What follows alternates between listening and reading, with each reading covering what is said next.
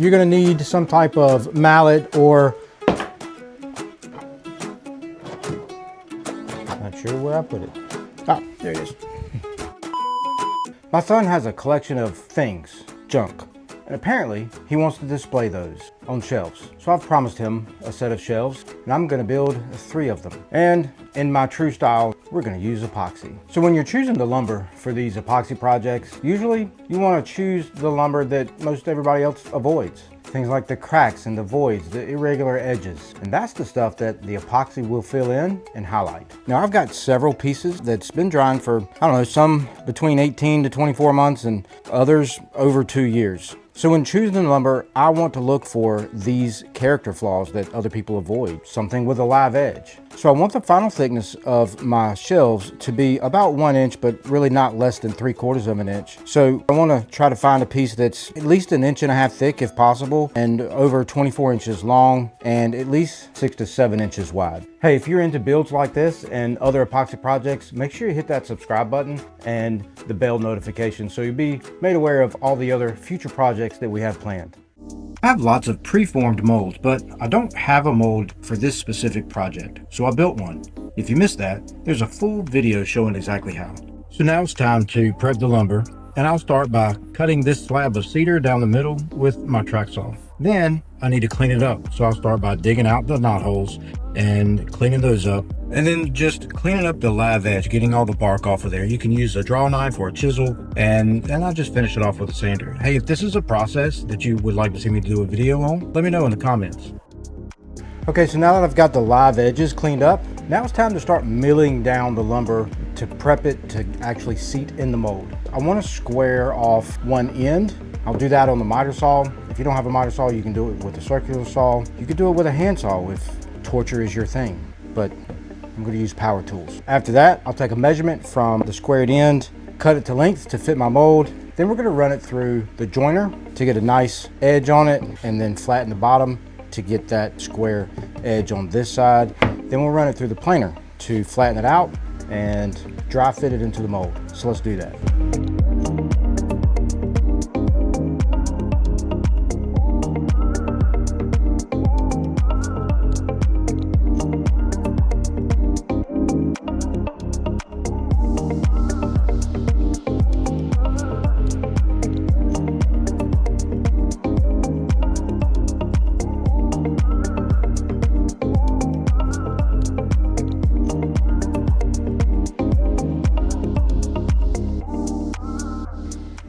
Okay, we're just about ready for the lumber to go into the mold. There's a couple of things we need to do to prepare for that and to prepare for the deep pour portion of it. So there's going to be a couple of things going on here. First, before I put the lumber in the mold, I want to run a bead of caulk around the edges of it. You can use hot glue if you want, but we've already got the caulk out from where we built the molds, so it's just too easy to use that. It'll be fine. And what that does is it just prevents the wood from floating when the epoxy goes in, because wood floats, and that's not helpful here.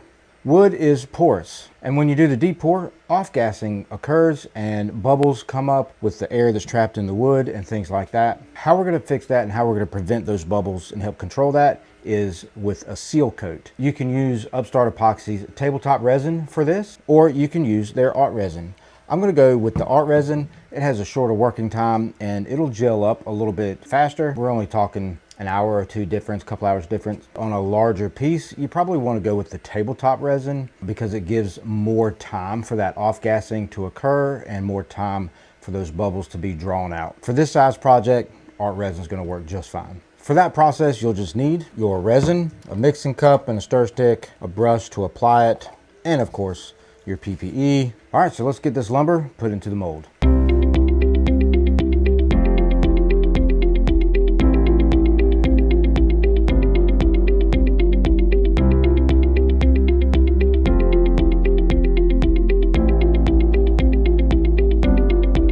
Okay, I've got my art resin mixed up. Now the art resin, it's got a much shorter working time. It's about a half hour. Before I add the caulk around the bottom, I'm gonna put a seal coat on the edges here before I slide it down to the wood. And I'll do it now because it's gonna be harder to reach it once I get the lumber in there. Once I put that on there, then I'll run the bead of caulk around the outside edges, set the wood in there, and then I'll put the seal coat on the live edge. So I'm just gonna apply this with just a foam brush, and that'll be fine.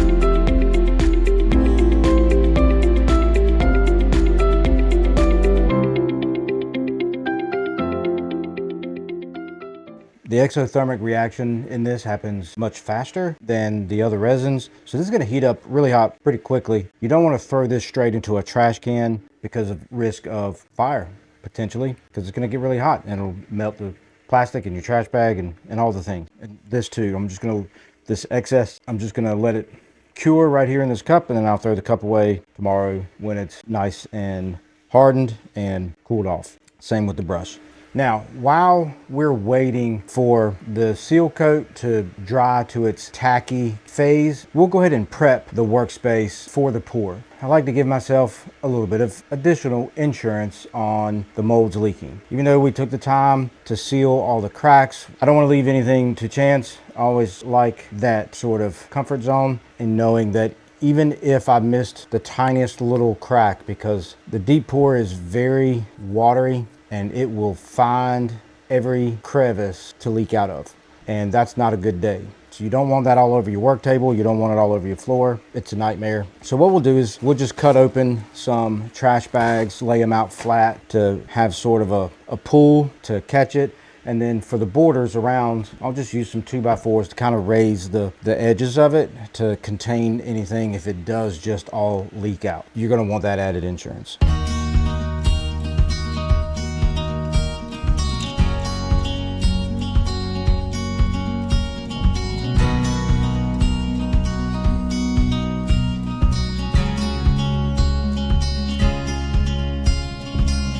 All right, I think I like this setup. Got the 2x4s. This is sitting on top of it, and it'll add even more weight. And the added bonus is I'm gonna need some way to level these for when I do the pour. Having the little extra pieces out here will allow me to put some shims up under each of the four corners to get each of these molds level. Then we just wait for the seal coat to get tacky. Every once in a while, come by for the first about hour or so and hit it with the torch. Bob's your uncle. All right, put the tuck tape down. We're gonna go ahead and level these so that that's done. Okay, it's been about 5 hours since we put the seal coat on here. Now we're ready for the deep pour. So the first thing we need to do is figure out how much resin we need for each of these molds. You need to figure out volume. Depending on which brand of resin that you're using, some brands you measure by weight, others you measure by volume. With Upstart Epoxy, you're gonna measure by volume. So volume is simply calculated by the length times the width times the depth of your pour. You can do all that math on paper or a calculator if you want to, but Upstart Epoxy has an online resin calculator. You just plug in your measurements and it tells you your volume. After that, you're just gonna convert that volume to fluid ounces. But first, let's figure out the volume. For this first one, the easiest measurements are gonna be to get the length and the height. The width is gonna be a little bit trickier, not that difficult. But for the length, we already know that we did our form at 21 inches. We're just gonna double check. Yep, so 21 inches is the length, and the depth we're looking at, it's about 1.25 inches. I always overestimate, so we're gonna call this 1.5 inches. For the width, you just wanna take the average width. You'll take multiple measurements along at even points, and then you're gonna get the average. And everybody should know how to do that from elementary math, which is if you take 5 measurements, you add them up, divide by 5, that's your average. So let's go ahead and do that. So I know I want to take measurements at each end and in the middle. So I'll take another one about halfway between the two. I'll split the difference. So 5 measurements. So that's going to be about 3 3/4. So 3.75. That was going to be right at 3. We'll say 3 1/4, so 3.25. It's like 3 7/8. We'll call it 4, 3 1/4, so we'll say 3.25. So add those up, divide by 5. Okay, and that gives us 3.45. We're gonna round up and we're gonna call our average width 3.5 inches. That's for the first shelf. So now what we need to do is convert all those measurements into our volume. Let's go to the Upstart Epoxy online resin calculator and knock that out really quick. When you go to Upstart Epoxy's website, find their coverage calculator. So your project length, and we know that our length was 21 inches, and our width we decided was 3.5. Our depth, we said 1.5 inches. It's that easy. Our volume is 110.25. The cool thing about this is if you're just planning out a project, trying to figure out, okay, well, how much epoxy do I need to order? It's going to tell you that for this project, for this one shelf, you would need about 0.48 gallons. And they recommend that you purchase 1 gallon of deep pour resin on their website. So what we need to do now is convert that to fluid ounces. We come up with 44.1. I always like to come up with a number that's easily divisible by 3 because the deep pour resin is mixed at a 2-to-1 mix ratio. So you want 3 even numbers. So we're going to do 48, and that way we can do 16, 16, 16. I'm going to go ahead and calculate the volume and figure out the ounces for the other 2 shelves, and then we're going to get to mixing. It'll be 2 parts of A to 1 part of B.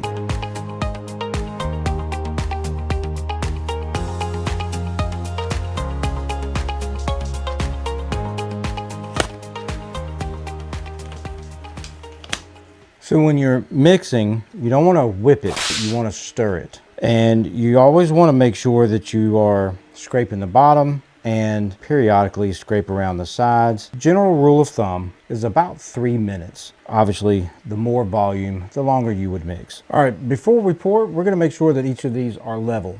And it needs to be level front to back and side to side. Okay, so I need to raise this end up a little bit. Just going to use some playing cards. What I can do is put the playing cards into here till I get it level, and I know how many to use. If it's really off, sometimes a wooden shim is better. So Upstart Epoxy has some really awesome pigment choices. They use the polycolor pigments, and one of the pigments that they have these glow-in-the-dark pigments, and I haven't used any of them yet, so I'm interested to see how that works out. My son, his favorite color is blue, so for one shelf we're going to try the blue glow powder, and I'm going to add in some blue glitter with it. And the other one, he chose the Crater Lake blue, and then he let me choose the third one, and he said choose a red. So for the third one, I'm going to go with Atomic Finishes Flare Star. Give it a little bit of a flare. So we're going to go ahead and add the pigment, mix these up, and then we're going to be ready to pour.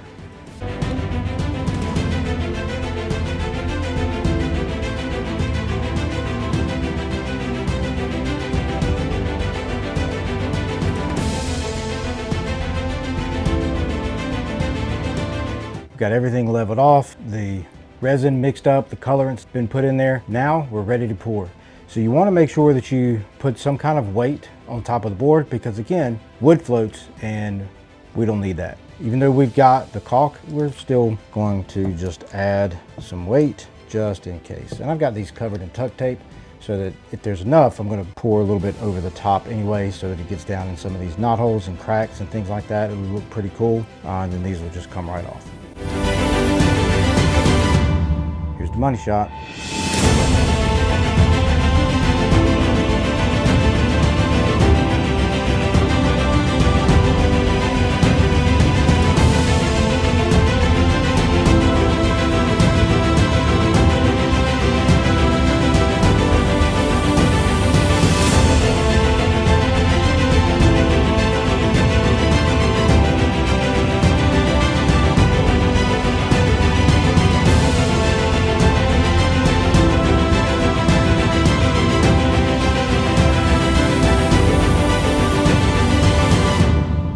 Now's the moment of truth. I want to start looking to see if I see any signs of leaking.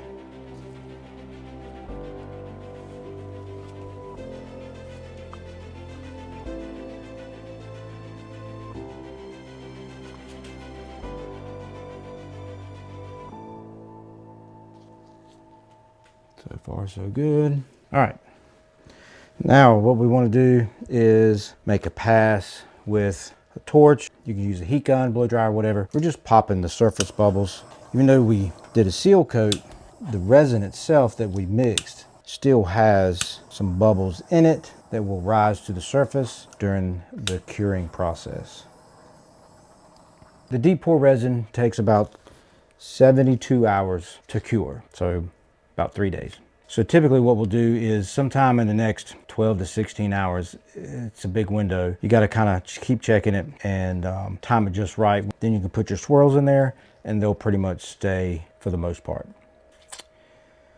I didn't put tuck tape on that. I'm really hoping that this plastic-ish, rubber-ish stuff won't stick. Otherwise we got a problem. I think we'll be all right. I know what I'm gonna do.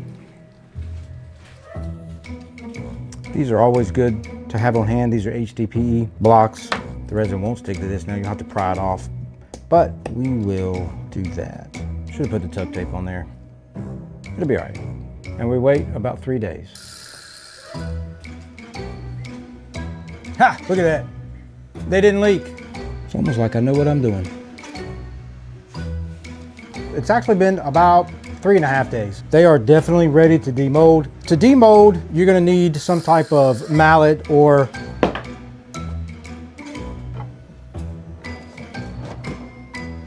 not sure where I put it. Ah, there it is. Now, to demold, you're gonna need some type of mallet or small hammer, something like that. Usually a mallet will do, potentially, probably some type of pry bar. You can use a slightly larger one. You don't need a big door buster like the SWAT team. But either way, let's do it. Hey look, it did work, it didn't stick. I didn't need this after all.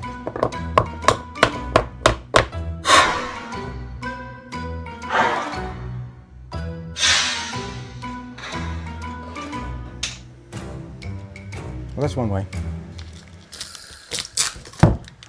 All right, so we'll remove all the screws that we put in here. Because we didn't use brad nails, it'll make it a little bit easier to knock the wood apart. So once we get the screws out, then we'll just knock the sides out and get the shelves out of the mold.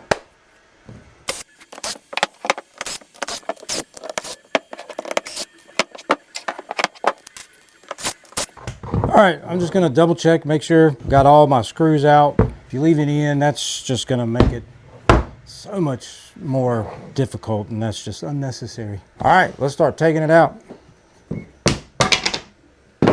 That was just too easy. And I can still reuse this board. How about that? I mean, I'm barely tapping it.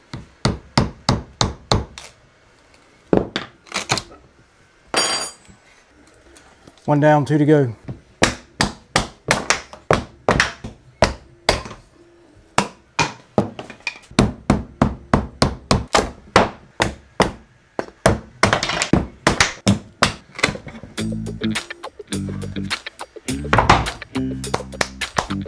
All right, all 3 of them are demolded. I think that took me maybe 5 minutes. Now that it's all demolded, we still have some cleaning up to do before we start milling it back down. As you can see, there's still some remnants of the caulk on the edges here and even on the bottom. We really want to get all that off because we're going to run it through the planer, and I really don't want that gunking up my blades. Over time, it just really sucks. After that, what we're going to do is take it over to the table saw, and we're going to trim it to its final dimensions all around.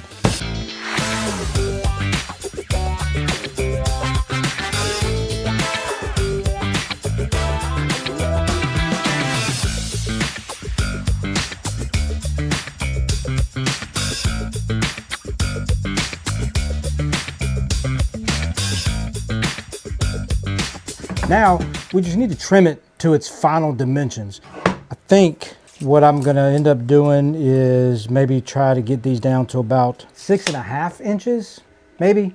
Either way, not that big of a deal, but we're still gonna stick with the 20 inches.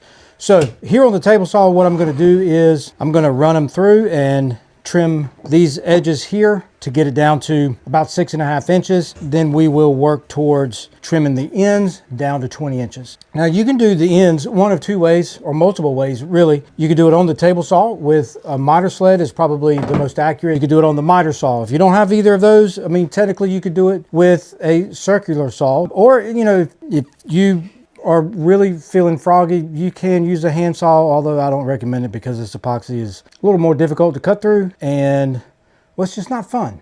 Anyway, let's get her done.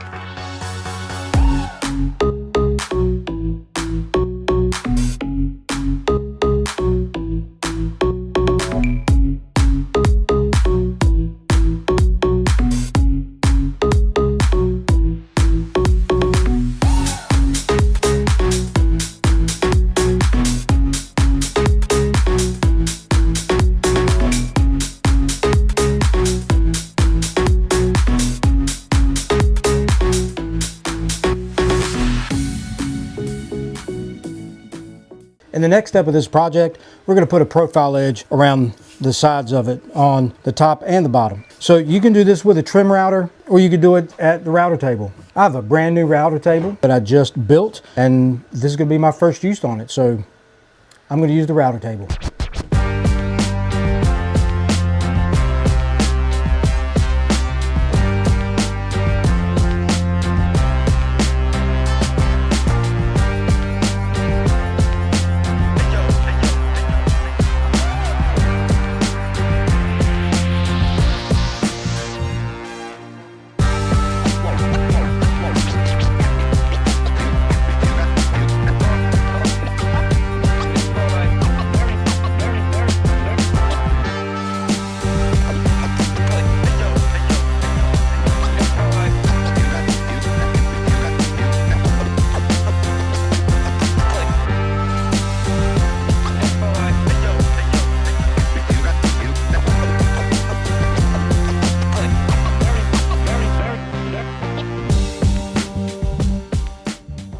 So what I want to do now is let the air settle. Chances are there's lots of fine dust in the air in spite of your dust collection efforts. I'm going to wait about an hour or so, and then I'll come back and wipe the boards down to get all the dust particles off of it and move on to the flood coat. You'll need some type of paint cone or something to raise the board up off of here, because you don't want it to sit flat on the table. So we're going to get set up, and then it's time to pour.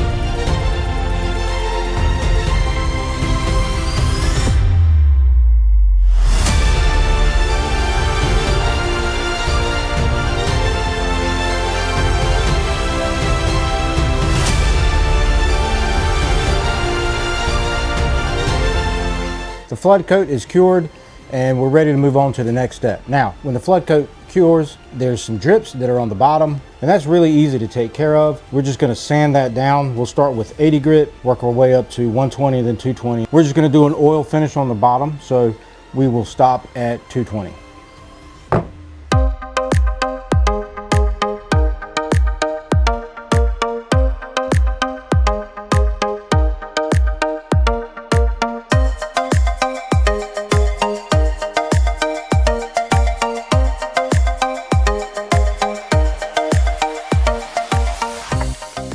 All right, now we're gonna mount some LED strips, because apparently we're making luxury shelves now.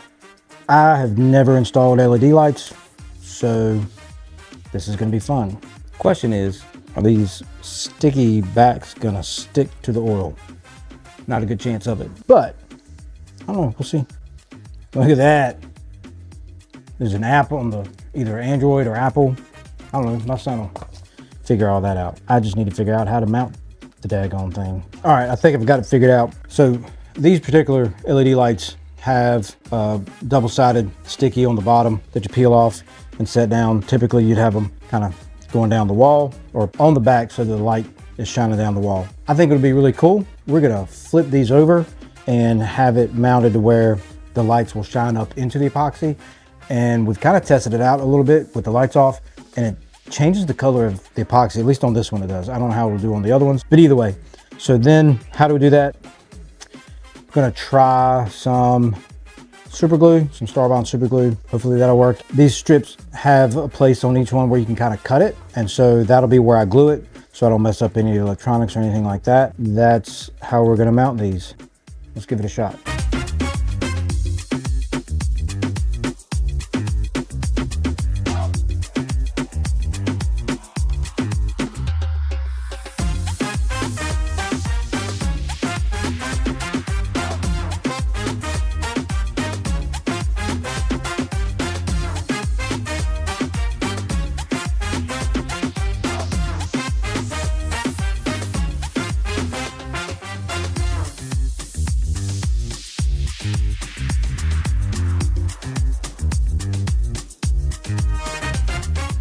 Got super glue all over my fingers, but you know what? It'll be all right. All right, we'll do the next two, and then it's time to install them on the wall. This project is coming together.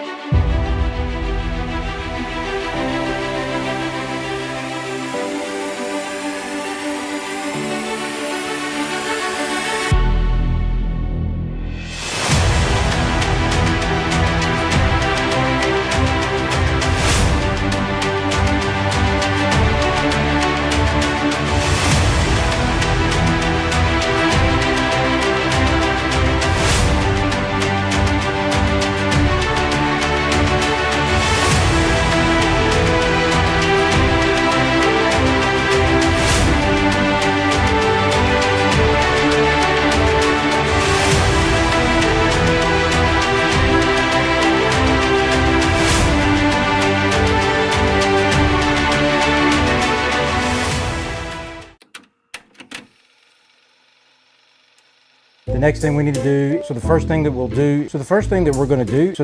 need to do, but first, for this first one, flat edge, a square edge, square off an end, nice and square, and flatten the top. So we're gonna do 48, 16 ounces of one part, and 24.